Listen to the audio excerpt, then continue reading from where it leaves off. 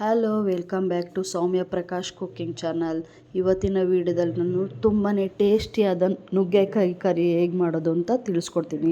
ನನ್ನ ಚಾನಲ್ನ ಹೊಸ್ದಾಗಿ ನೋಡ್ತಾ ಇದ್ರೆ ಸಬ್ಸ್ಕ್ರೈಬ್ ಮಾಡೋದನ್ನ ಮರಿಬೇಡಿ, ಲೈಕ್ ಶೇರ್ ಕಮೆಂಟ್ಸ್ ಮಾಡಿ.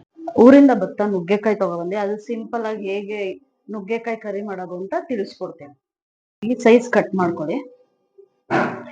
ತೀರಾ ಬಲ್ತಿರೋ ನುಗ್ಗೆಕಾಯಿ ತಗೋಬಿಡಿ, ಎಳೆ ನುಗ್ಗೆಕಾಯಿ ತಗೊಳ್ಳಿ, ಟೇಸ್ಟ್ ಚೆನ್ನಾಗಿರುತ್ತೆ. ಬಲ್ತಿದ್ ನುಗ್ಗೆಕಾಯಿ ತಗೊಂಡ್ರೆ ಟೇಸ್ಟ್ ಅಷ್ಟು ಚೆನ್ನಾಗಿರಲ್ಲ.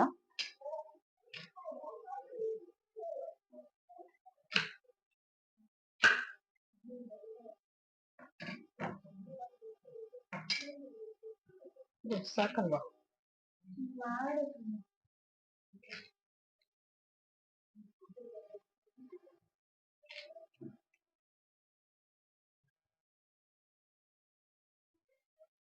ಈ ಸೈಜಲ್ಲಿ ಕಟ್ ಮಾಡ್ಕೊಳ್ಳಿ. ಪ್ಯಾನ್ ಇಟ್ಕೊಂಡು ಡ್ರೈ ಇಂಗ್ರೀಡಿಯೆಂಟ್ಸ್ ಎಲ್ಲ ಫ್ರೈ ಮಾಡ್ಕೊಳ್ಳೋಣ. ಸ್ಪೂನ್ ಅಷ್ಟು ಕಡಲೆ ಬೀಜ ಹಾಕೊಳ್ಳೋಣ.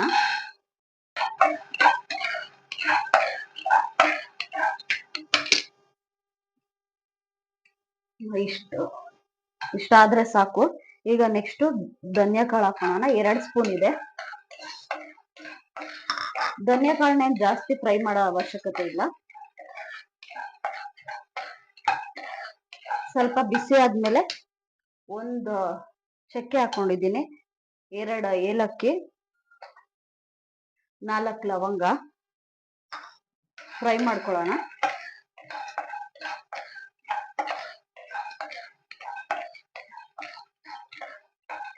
ಸ್ಪೂನ್ ಅಷ್ಟು ಗಸಗಸೆ ಹಾಕೊಳ್ಳೋಣ. ಗಸಗಸೆ ಫ್ರೈ ಆದ್ಮೇಲೆ 2 ಸ್ಪೂನ್ ಅಷ್ಟು ಕೊಬ್ಬರಿ ತುರಿ ಹಾಕೊಳ್ಳೋಣ. ಕೊಬ್ಬರಿ ತುರಿ ಹಾಕೋದ್ರಿಂದ ಕ್ರೀಮಿ ಸ್ಟ್ರಕ್ಚರ್ ಆಗಿ ಬರುತ್ತೆ, ಟೇಸ್ಟು ಚೆನ್ನಾಗಿರುತ್ತೆ.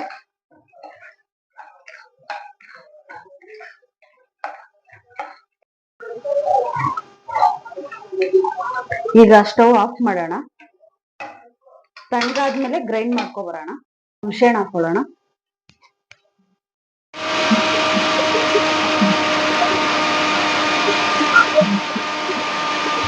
ಇಷ್ಟಾಗಿರೋದು ಸ್ವಲ್ಪ ನೀರು ಆಡ್ ಮಾಡ್ಕೊಳ್ಳೋಣ.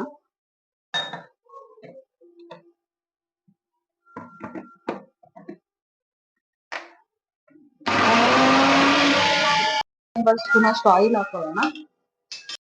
1/2 ಟೇಬಲ್ ಸ್ಪೂನ್ ಅಷ್ಟು ಜೀರಿಗೆ ಹಾಕೊಳ್ಳೋಣ. ಒಂದು ಹಸಿಮೆಣಸಿನ್ಕಾಯಿ ಹಾಕೊಳ್ಳೋಣ. ಸ್ವಲ್ಪ ಕರಿಬೇವು ಹಾಕೊಳ್ಳೋಣ.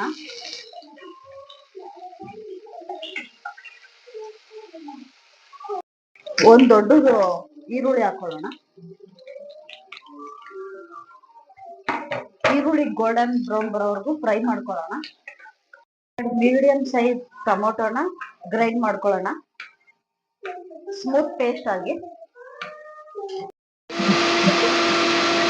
ಟೇಬಲ್ ಸ್ಪೂನ್ ಅಷ್ಟು ಶುಂಠಿ ಬೆಳ್ಳುಳ್ಳಿ ಪೇಸ್ಟ್,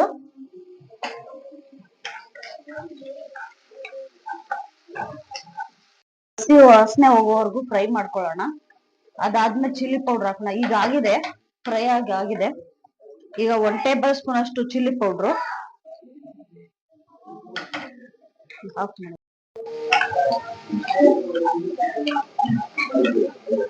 ಪೇಸ್ಟ್ ಹಾಕೊಳ್ಳೋಣ.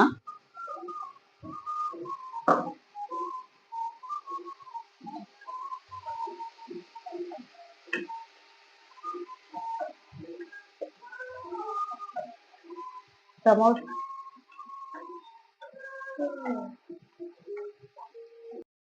ತಳ ಹಿಡಿದಂತೆ ಒಂದು 5 ನಿಮಿಷ ಬಿಟ್ಟು ಚೆಕ್ ಮಾಡ್ಕೊಳ್ಳಿ.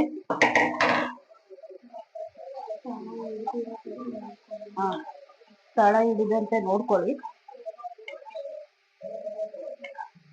ಈಗ ಇದು ಫ್ರೈ ಆಗಿದೆ.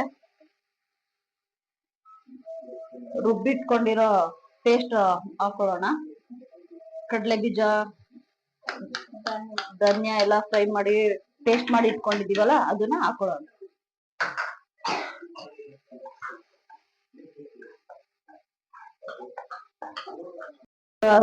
ರುಚಿಗೆ ತಕ್ಕಷ್ಟು ಉಪ್ಪು ಹಾಕೊಳ್ಳೋಣ.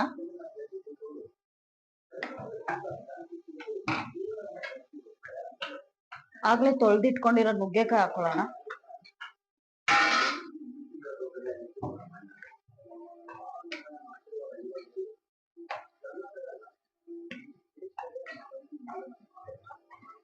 ಸ್ವಲ್ಪ ನೀರ ಆಡ್ ಮಾಡ್ಕೊಳ್ಳೋಣ.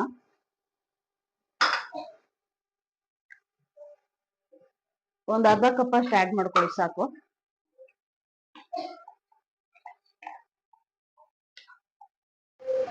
ಐದ್ ನಿಮಿಷ ಲೋ ಫ್ಲೇಮ್ ಅಲ್ಲಿ ಬೇಯಿಸ್ಕೊಳ್ಳೋಣ. ಈಗ ಓಪನ್ ಮಾಡಿದೀನಿ, ಎಣ್ಣೆ ಎಲ್ಲ ಮೇಲ್ ಬಂದಿದೆ ನೋಡಿ. ಈಗ ಇನ್ನ ಸ್ವಲ್ಪ ಬೇಯ್ಬೇಕು, ಇದನ್ನ ಕ್ಲೋಸ್ ಮಾಡೋಣ. ಆದ್ರೆ 5 ನಿಮಿಷ ಬಿಟ್ಟು ಪದೇ ಪದೇ ನೋಡ್ತಾ ಇರಿ. ಇನ್ನ ಸ್ವಲ್ಪ ಬೇಯ್ಬೇಕಿದು. ಬೇಯ್ಬೇಕು. ಇನ್ನ ಸ್ವಲ್ಪ ನೀರ್ ಆಡ್ ಮಾಡ್ಕೊಳ್ಳೋಣ.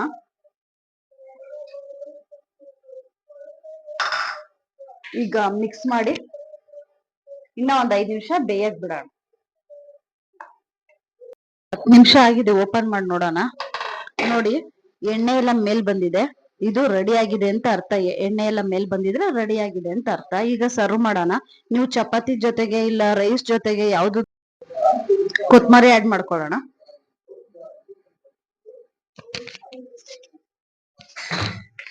ಬಿಸಿ ಬಿಸಿ ಆದ ನುಗ್ಗೆಕಾಯಿ ಕರಿ ರೆಡಿ. ಅದೇನ್ ಟೇಸ್ಟ್ ಮಾಡಿ ಹೇಳ್ತಾನೆ.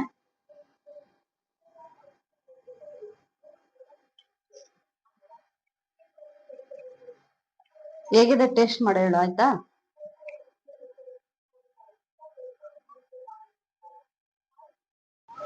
ಹೇಗಿದೆ? ಚೆನ್ನಾಗಿದೆ.